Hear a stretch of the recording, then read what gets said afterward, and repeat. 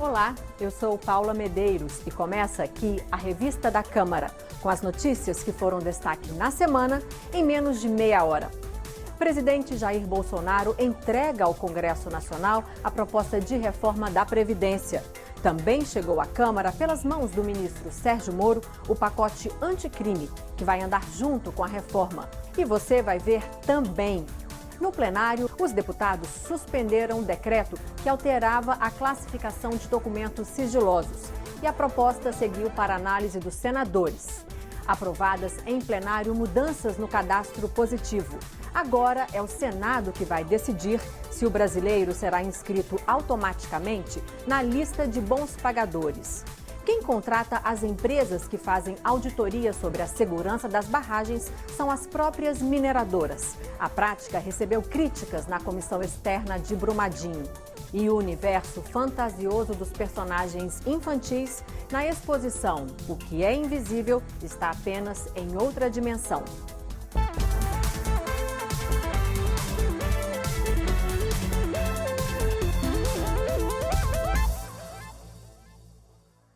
Agora é com os deputados. Na semana que passou, a reforma da Previdência, ou Nova Previdência, como prefere o governo, foi entregue ao Congresso Nacional.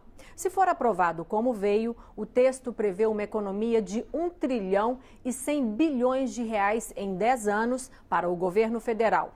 De um modo geral, a nova Previdência prevê regras mais duras para os que vão chegar ao mercado de trabalho, para os que já estão na ativa e também para os políticos, com mais tempo de contribuição, alíquotas de recolhimento mais altas e idade mais avançada para homens e para mulheres. Os militares, por enquanto, ficaram de fora, como mostra o repórter Thiago Ramos.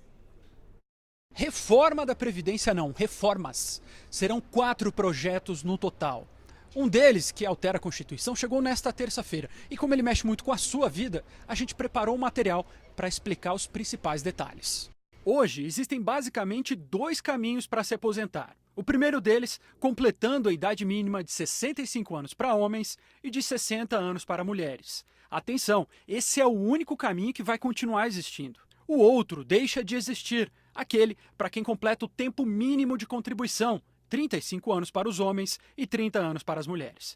Para quem já está no mercado de trabalho, vai ter transição.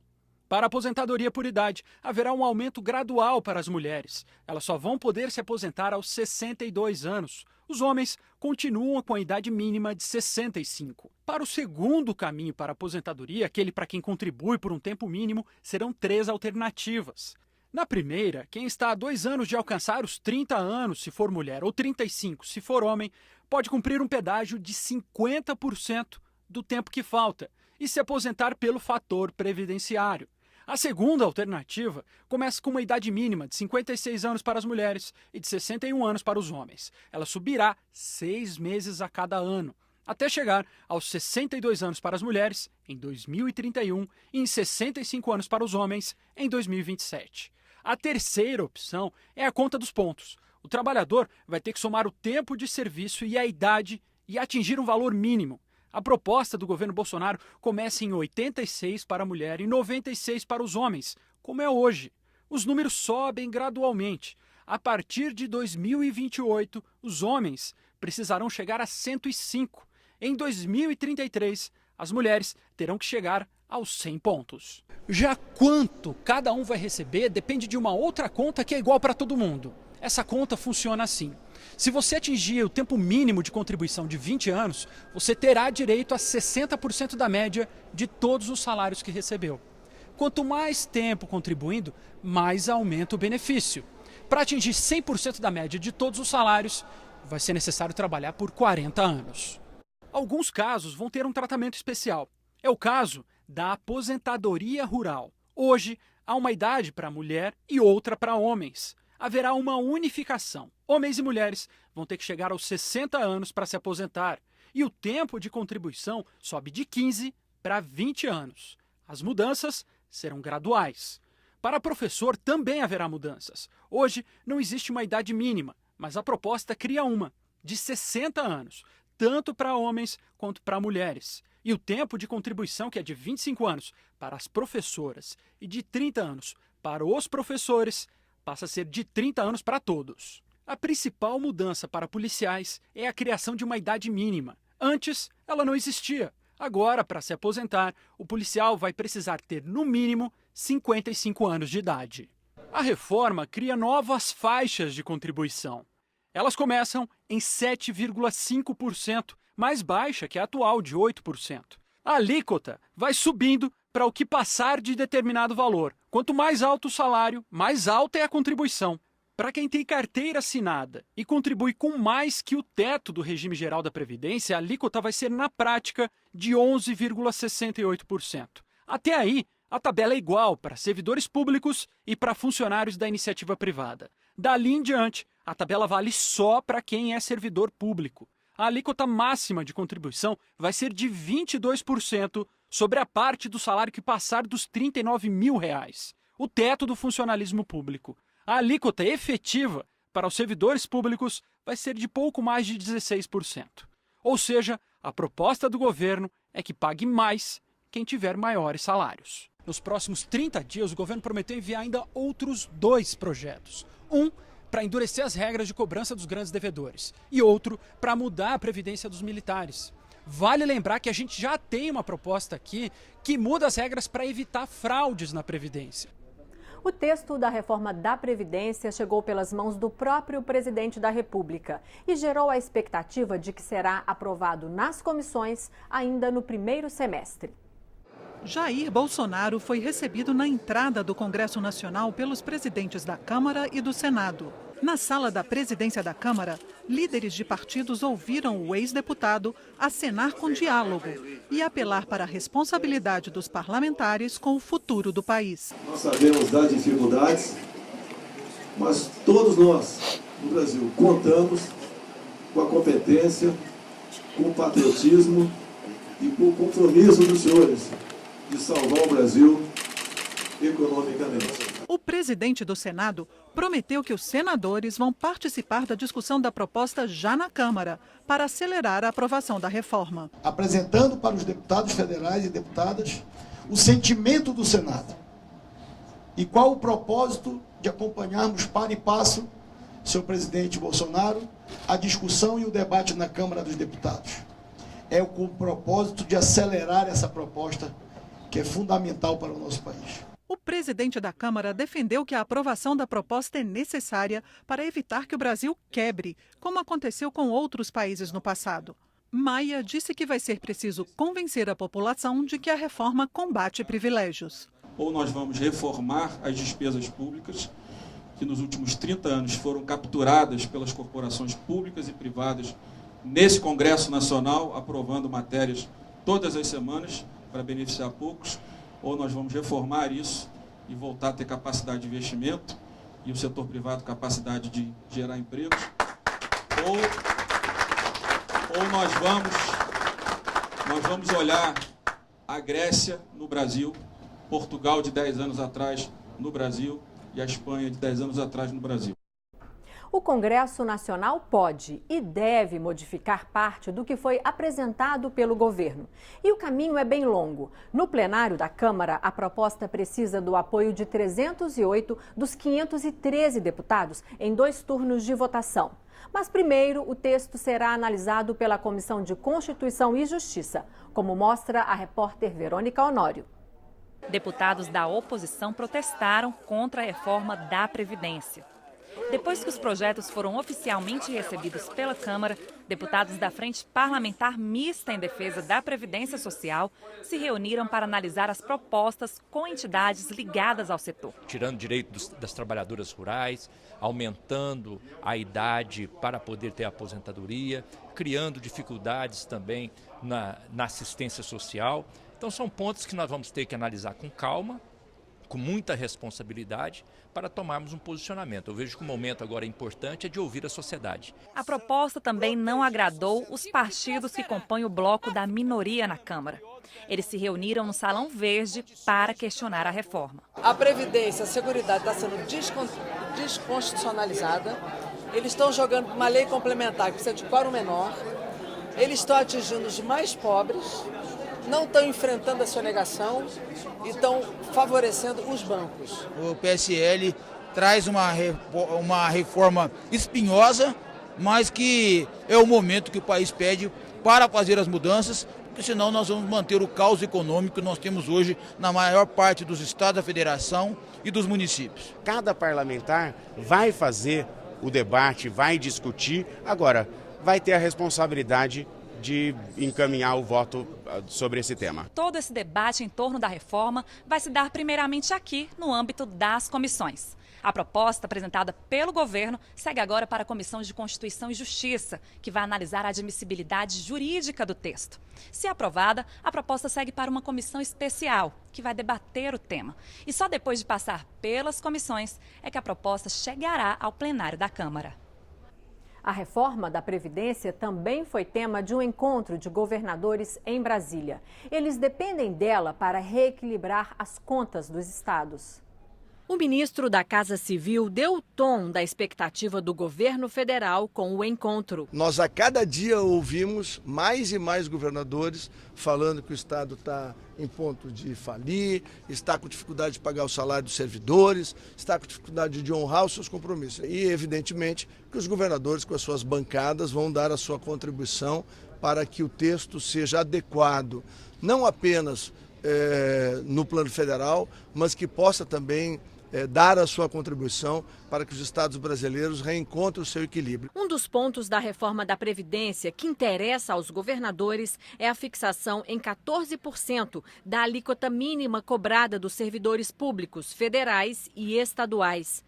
Também poderão cobrar uma contribuição extraordinária por tempo determinado os estados que, mesmo assim, comprovarem déficit no financiamento da Previdência dos servidores. As reformas, elas serão aplicáveis imediatamente aos estados e municípios, dando alternativas como alíquota extraordinária para aqueles que realmente ganham mais, em forma de fazer justiça aos previdenciários. O Rio Grande do Sul, que já tem uma alíquota hoje de 14%, que é estabelecida como o máximo para a contribuição dos servidores, vê ainda assim um sistema que é deficiente em 12 bilhões de reais anuais. Então a possibilidade de uma contribuição extraordinária, como a que está prevista, dá a condição do Estado aliviar esse déficit. O governador do Maranhão atacou duramente vários pontos da proposta do governo. Todas essas regras contra os pobres têm que ser derrubadas, retiradas do texto. Regime de capitalização tem que retirar do texto.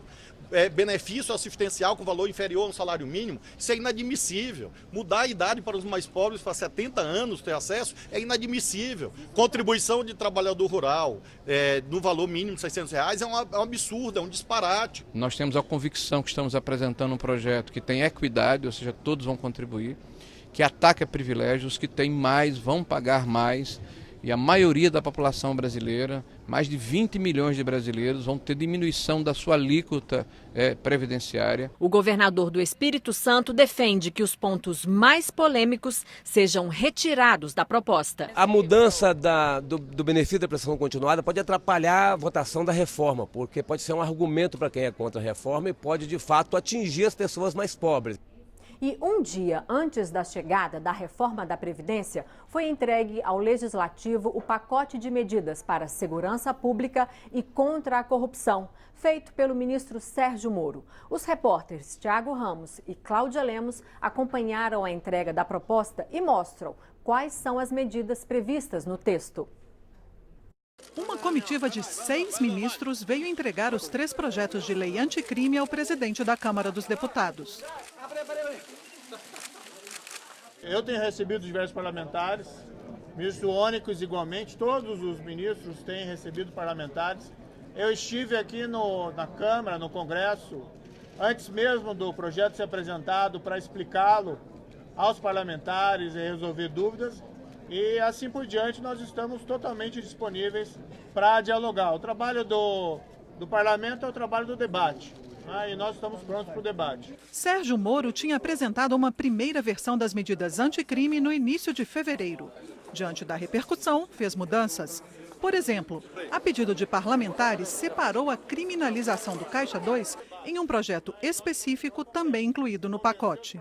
Havia um sentimento de que o Caixa 2 é um crime grave, de fato é grave, mas Não é tão grave como crime organizado, homicídios e corrupção. E houve uma, vamos dizer, reclamação para que não fosse tratado juntamente com essas outras condutas delitivas mais graves. É uma reclamação compreensível e foi acolhida, foi aceita. O presidente da Câmara disse que não haverá resistência a votar o assunto. Os caçadores a gente já votou em 2016, é um assunto que pode ser votado a qualquer momento. Esse assunto não é problema. 3 projetos e 3 alvos claros. Crime organizado, crime violento e corrupção. São problemas que nós entendemos relacionados. Não adianta enfrentar um sem nós enfrentarmos os demais. O texto altera 14 leis diferentes, entre elas, banco de DNA. Ele já existe, mas agora haverá regras claras. Condenados por crimes violentos vão ter que ser registrados assim que ingressarem na prisão. Prisão em segunda instância. Hoje, a lei prevê prisão só depois que todos os recursos forem esgotados. Há uma discussão jurídica.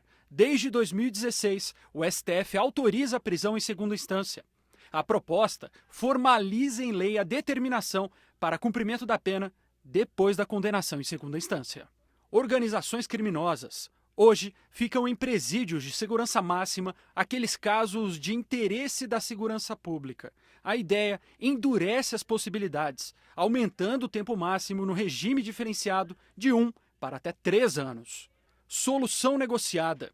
Hoje, não existe essa previsão legal. A proposta é que aqueles que confessarem o crime recebem em troca a redução da pena. Esse tipo de política aumenta a violência na sociedade, não diminui. Pelo contrário, na hora que você tem medidas mais duras, regras mais rígidas, automaticamente você reduz a criminalidade.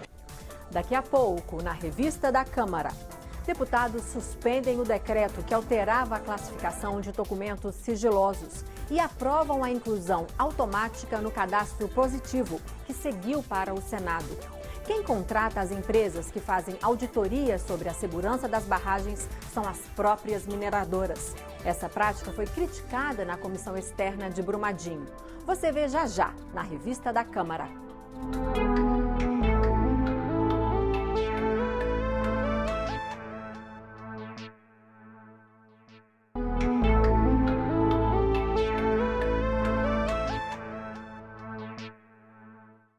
Na semana que passou, o Supremo Tribunal Federal retomou o julgamento das 2 ações que tratam da criminalização da homofobia. O ministro Celso de Mello, relator de uma delas, entendeu que os atos de homofobia e transfobia devem ser tratados pela legislação que define os crimes de racismo, até que o Congresso Nacional aprove uma lei específica sobre o assunto. O ministro Edson Fachin, relator da outra ação, teve o mesmo entendimento e foi acompanhado por Alexandre de Moraes e Luiz Roberto Barroso. O julgamento ainda depende dos votos dos demais ministros do Supremo e foi suspenso sem data para ser retomado.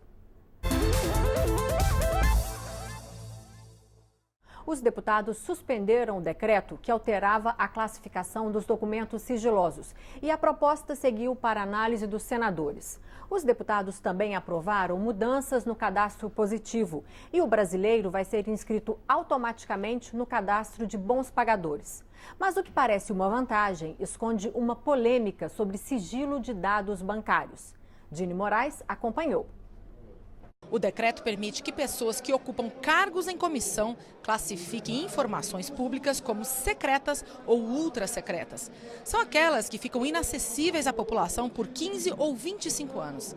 Até então, essa classificação só podia ser feita por presidente e vice-presidente da República, ministros, comandantes das Forças Armadas e chefes de missões diplomáticas no exterior. Enquanto a esquerda vem com esse discurso de falta de transparência, e nada disso existe, queremos mostrar que o decreto apenas limitou a possibilidade que já existia na lei. A lei de acesso à informação já permite essa delegação. O decreto, ora em debate, não está ampliando o rol daqueles que podem declarar documentos como secretos ou ultrasecretos. Pelo contrário, está limitando, está dizendo quem pode declarar esses documentos como ultrasecretos. Mas as mudanças não foram bem recebidas pela maioria dos deputados. O que no nosso sentir está acontecendo é que o decreto abriu para uma quantidade muito grande de servidores que podem ser delegados, na forma da lei, a classificar como secreto documentos. No nosso sentir, houve um certo exagero do governo. Esse decreto realizado pelo governo permite que mais de 1.600 funcionários, cargos comissionados, com subordinação política, possam assinar documentos que só serão de conhecimento do nosso povo daqui a 15 ou 25 anos. Nos dias de hoje, isso é inaceitável. A suspensão do decreto foi encarada por alguns partidos como uma derrota para o governo Bolsonaro. Partidos, vamos dizer, ideologicamente mais à direita e mais à esquerda, entenderam que era um decreto minimamente polêmico.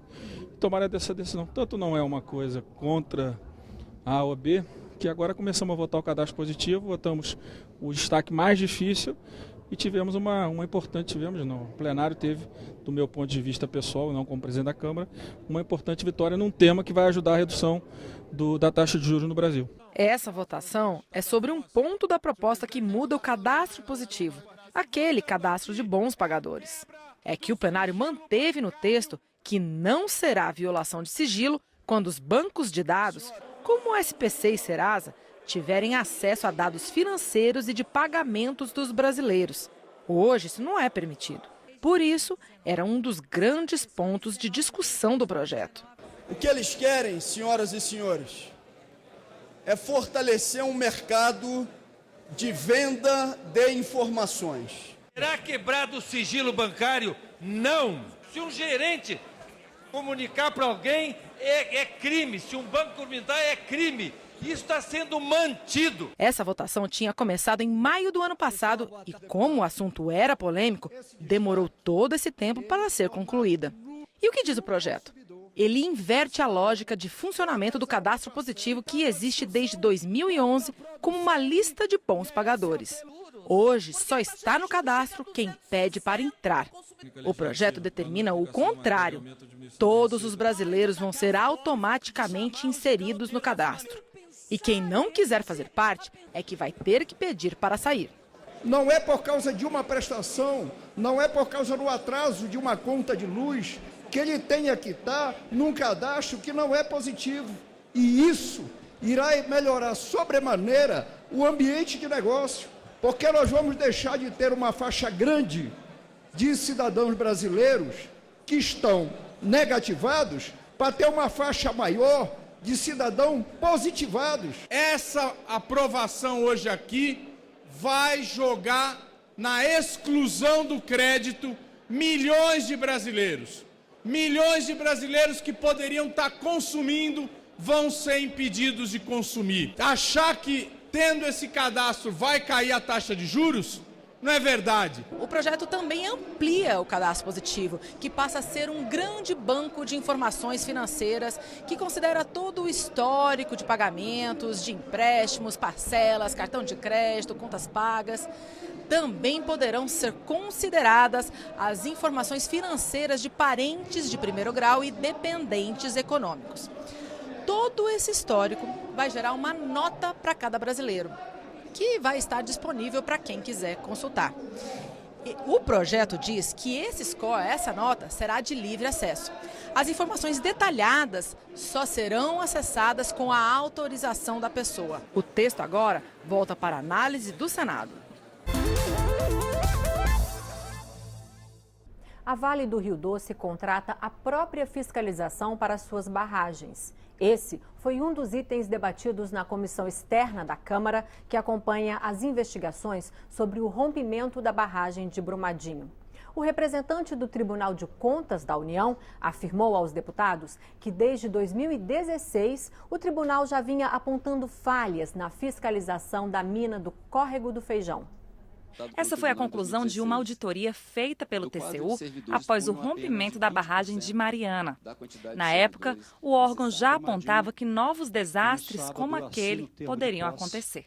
A principal conclusão do tribunal em 2016, em razão desse trabalho, que se estendeu de janeiro a abril, foi de que a fiscalização realizada pelo órgão responsável é uma fiscalização permeada por falhas, por deficiências e que era incapaz de atender os objetivos da Política Nacional de Segurança de Barragens.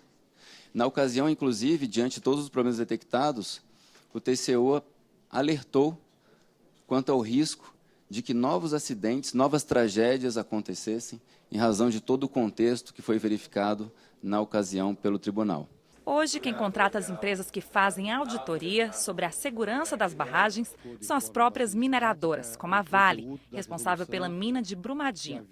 O representante do Ministério de Minas e Energia defendeu que a Agência Nacional de Mineração faça um credenciamento de empresas de fiscalização sem ligação com as mineradoras. Essa empresa pertenceria a um cadastro, um credenciamento junto à agência por um chamamento de um edital internacional, por exemplo, e essa empresa, que faria a inspeção, o controle na barragem, ela não teria qualquer relação com a mineradora. O principal objetivo da comissão é tornar a lei sobre segurança de barragens mais rigorosa, para que tragédias como as de Mariana e de Brumadinho não se repitam. Nós vamos ter que ser mais severo e não perpassar o senso de impunidade da responsabilidade. É preciso ter uma nova lei brasileira, mas não basta ter a nova lei. É preciso que a lei seja cumprida. O que é invisível está apenas em outra dimensão. Se chama assim a exposição de Daniela Catenas, que apresenta ao público as pinturas da artista com forte influência do surrealismo. Telas que retratam o universo fantasioso dos super-heróis e personagens infantis em harmonia com animais em ambientes como praia e parques. Foram desenvolvidas em tinta acrílica e a óleo. Os quadros de Daniela são coloridos, com tintas de cores vibrantes, além do dourado em grossas camadas. Eu quis trazer um pouco do universo, eu moro no Rio, o universo da praia, o universo solar, com esses personagens que são pessoas, digamos, personagens humanos e personagens que não estariam lá, seriam bonecos ou animais que estão fora de contexto. Só que eles são também frequentadores da praia, só que talvez você não consiga ver, mas eles estão lá em outra dimensão. É o invisível que não é tão invisível assim. A mostra pode ser vista até o dia 20 de março na galeria do 10º andar do Anexo 4, que fica na Câmara dos Deputados em Brasília, de segunda às sextas-feiras, de 9 às 5, de graça.